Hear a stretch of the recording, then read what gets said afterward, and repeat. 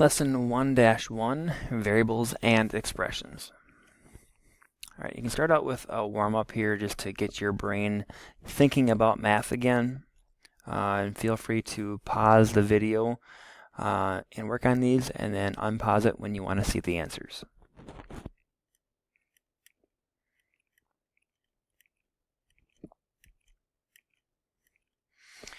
Our learning target for today is I will translate between words and algebra, as well as evaluate algebraic expressions. Here's a list of vocabulary terms that you will be seeing throughout the course of this lesson. You can just write these words down now, and as the definitions come up, you can copy them down when you see them. Starting out, a variable is a letter or a symbol used to represent a value that can change. The opposite of a variable will be things that don't change, and that would be a constant.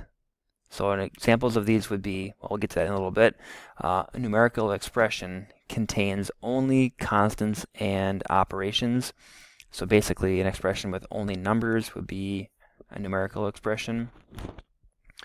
And an algebraic expression, it may contain variables, constants, and operations. So a numerical expression would have only numbers. Algebraic could have numbers and variables in there as well too. So in other words, variables have letters, constants are just the numbers. We'll see some examples here on the next page. You'll need to translate between algebraic expressions and words to be successful. So these are some words that you might see that would lead you to addition, so plus, sum, increased by. Subtraction would be minus, difference, less than. Words that cue into multiplication would be times, product, equal groups of. And then division could be divided by or quotient.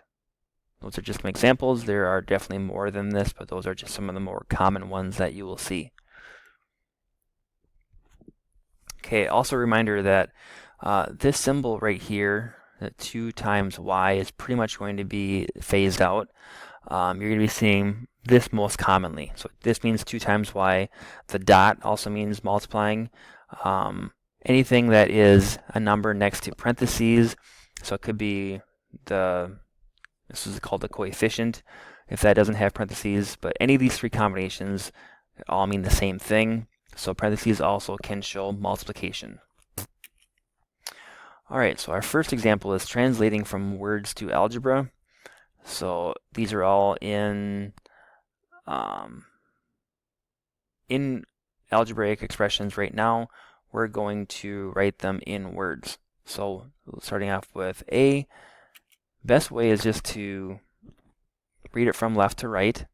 You can say 9 plus r, or we know that plus means the sum of, so this is the sum of 9 and r. Another option could be 9 increased by r. For b, you could just say q minus 3. Our options are the difference of q and 3.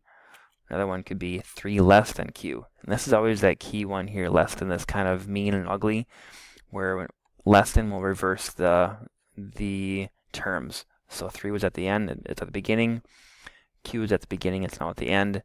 So less than is kind of a mean one that we'll see this more when we convert from English and back into algebra. For C, we've got 7 times m, or the product of m and 7, or there again, m times 7. And then for D, we've got j divided by 6, or it could be the quotient of j and 6, or again, just j divided by 6. So again, there are many options for you to use. I would just pick with the one that is the most simple and direct, but just know that there are more than one way that you could write these. All right, when we get to these slides on here, what I want you to do is to pause the video and answer the questions, and then unpause as soon as you have them done so you can check your answers. So go ahead and pause the video right now.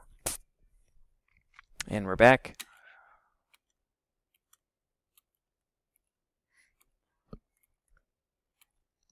These are just some of the answers that would work.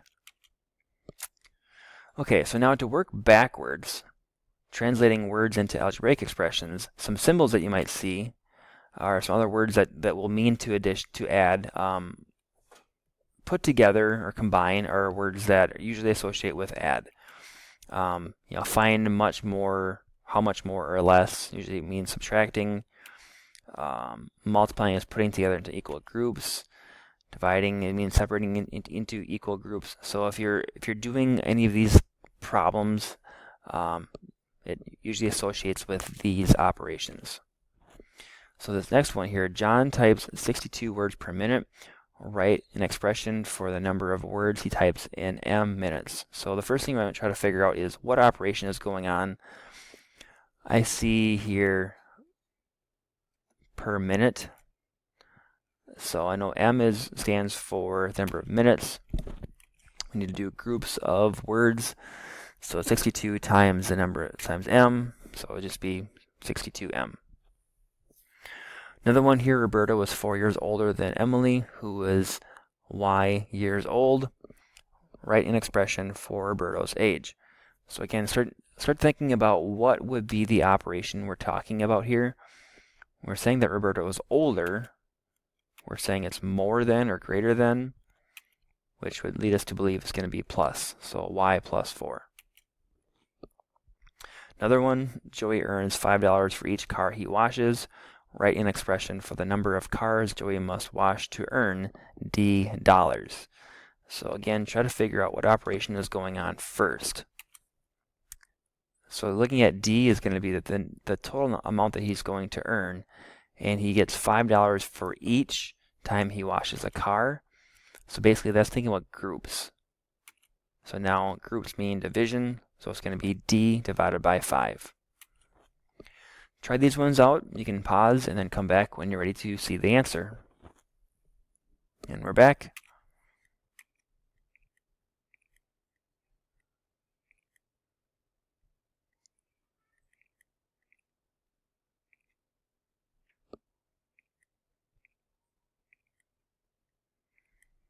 Okay, moving on. And the other vocab term that you're going to be seeing quite a bit, and hopefully this is review from last year as well too, is evaluate. So evaluate means to find its value. In other words, just get the answer. So to evaluate an algebraic expression, substitute, or I might use the word plug in, numbers for the variables in the expression and then simplify the expression. So in this case, it's more the same kind of thing, but the first thing you'll be doing is substituting in numbers for variables. So B is 7, C is 2, so just saying what is 7 minus 2? Simplify it to get 5. AC means you're multiplying A times C, so 4 times 2 would be 8. Try these ones and come back when you are ready. Here are the answers.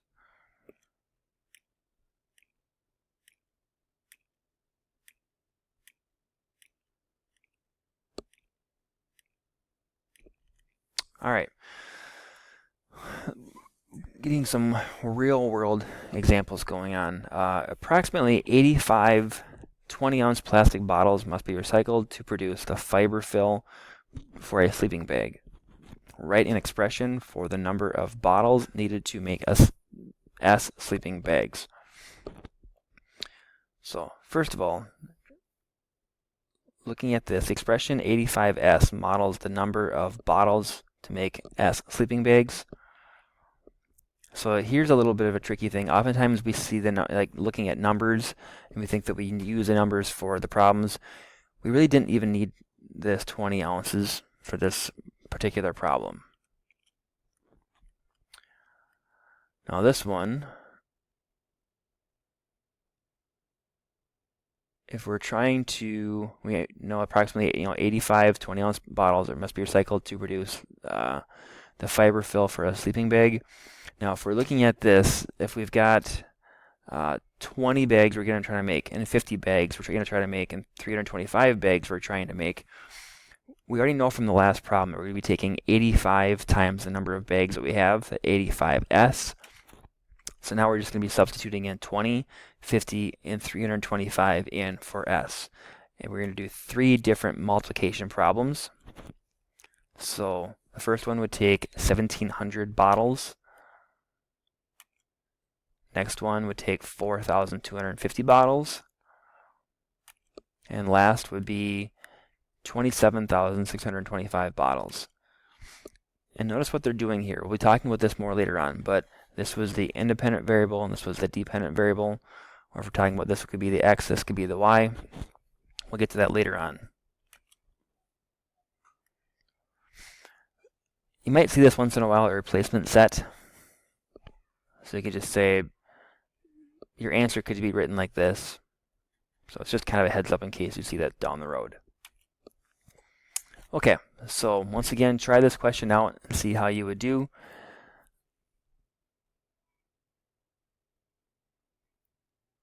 And then here are the answers. Try this one out, hit pause. And we're back.